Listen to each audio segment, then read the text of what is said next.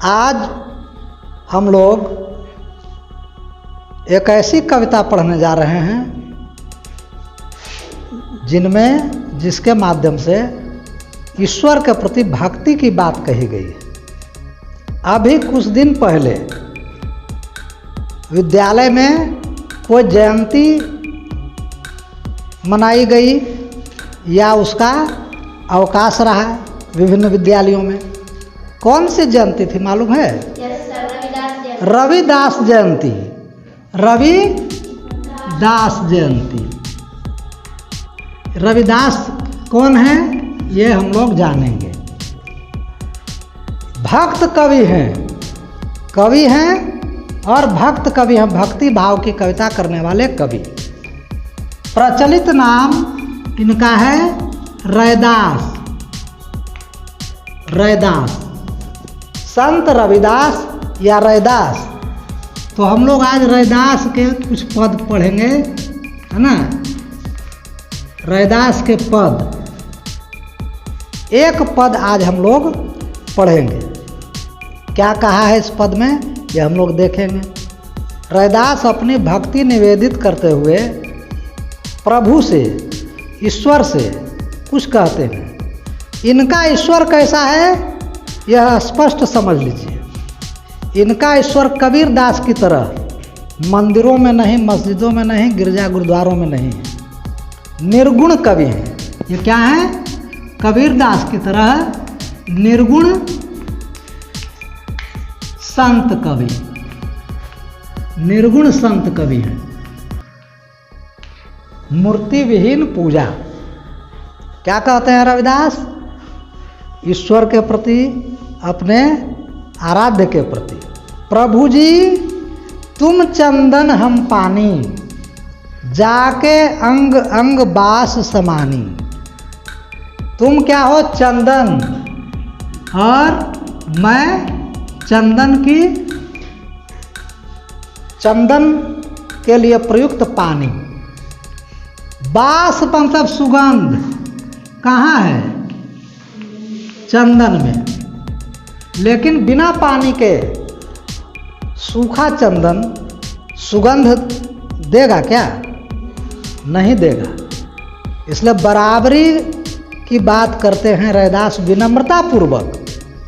ईश्वर, आप ईश्वर हैं, लेकिन मेरा भी मोल कम नहीं है, मेरा भी महत्व कम नहीं है। आप यदि चंदन हैं तो मैं पानी हूँ।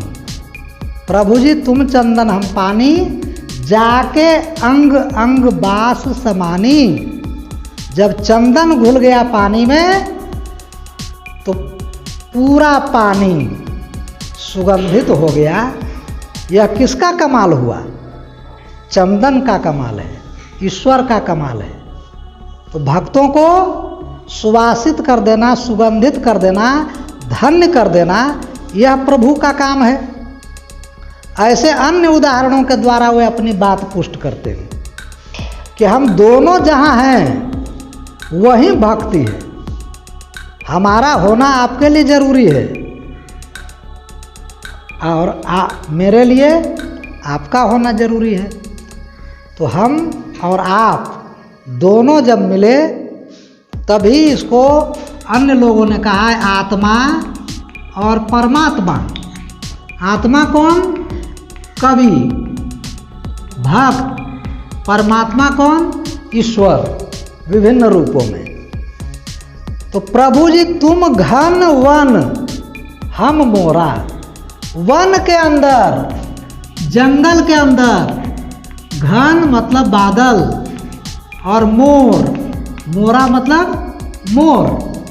प्रभु जी तुम घन वन, तुम जंगलों में घुमड़ने वाले बादल की तरह हो, और मैं मोरा, हम मोरा, मैं मोर हूँ। बादलों को घुमड़ते देख नाचने वाला, आनंद व्यक्त करने वाला। तुम्ही से प्रेरणा मिलती है।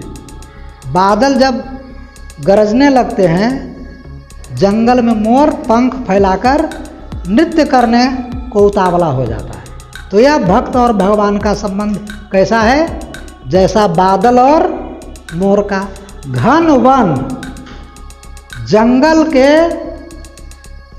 ऊपर आकाश में बादल और नीचे मोर, सीधा कनेक्शन। उसके बाद और उदाहरण देते हैं कि तुम प्रभु जी तुम दीपक हम बाती। बाती क्या चीज है? बत्ती। कपड़े की बत्ती बना करके पुराने समय में लोग दिया जलाते थे। देहातों में उसको ढिबरी भी बोलते थे लोग, ढिबरी। युग बदला तो लैंप आया, उसमें भी बत्ती होती थी। अब तो इमरजेंसी लाइट है। तो आप कह सकते हैं कि भगवान यदि इमरजेंसी लाइट है तो भक्त उसकी बैटरी है। बिना बैटरी का नहीं जलेंगे। तो था नहीं इमरजेंसी रैदास के ज़माने में, नहीं तो ये कुछ ऐसा ही कहते कि यदि आप इमरजेंसी लाइट हैं तो हम उसकी बैटरी हैं। तो प्रभु जी तुम दीपक हम बाती, जाके ज्योति बरे दिन राती। जाके ज्योति, ज्योत मतलब ज्योति, चमक, है ना। बरे बरना, जलना। बच्चे इधर बिहार के देहातों में एक खेल खेलते थे, आपको बक्को दिया बरक्को, है ना। क्या मतलब है इसका? समझ के बाहर की चीज़ है। दिया जलाने की बात हो रही है ना। दिया बारने की बात, जलाने की बात। तो जाके ज्योति बरे दिन राती, अहरनिश दिन रात। ईश्वर की ज्योति क्या है? अहरनिश है, टूटने वाली नहीं है, बुझने वाली नहीं है। अनवरत अखंड ज्योति, अखंड ज्योति जल रही है। किसकी? ईश्वर की कृपा की, ईश्वर की भक्ति की। वो अपने भक्तों पर दयालु है और हमेशा ज्योति बिखेरता है। प्रकाश कहाँ है? ईश्वर के पास। ज्योति कहाँ है? ईश्वर के पास। और यह दिन रात जलती।